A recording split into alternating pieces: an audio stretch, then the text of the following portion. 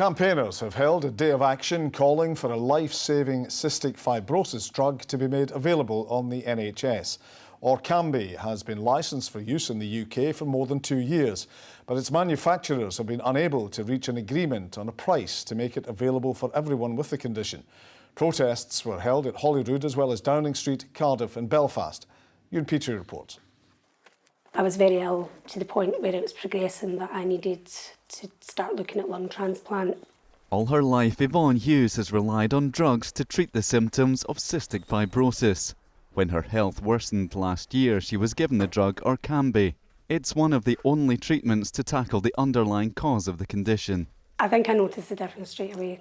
I didn't feel quite so breathless, to the point where about 4 days after being admitted to hospital, I went down for a coffee because I was bored in my room, and I walked back up the stairs, and I would never have done that. And if you've got CF, you can walk upstairs, but not without coughing or having to stop and catch your breath, or having pain or feeling tired.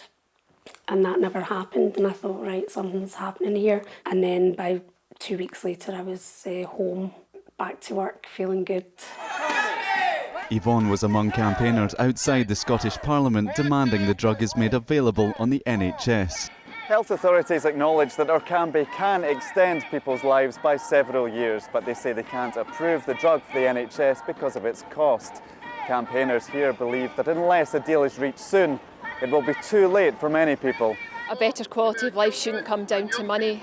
Costs shouldn't come into it. I really feel passionately that these young people should get what they deserve. In 3 months, my son went from being on oxygen 24 hours a day to being able to go back to work. And the important thing is, he's not been in hospital except as an outpatient. Campaigners also gathered outside Downing Street in Cardiff and in Belfast. The Scottish Government says it is improving access to treatments, but it's vital pharmaceutical companies ensure they offer medicines at a fair price. It added talks between the NHS and the drugs manufacturers are ongoing. Ewan Petrie, STV News, Edinburgh.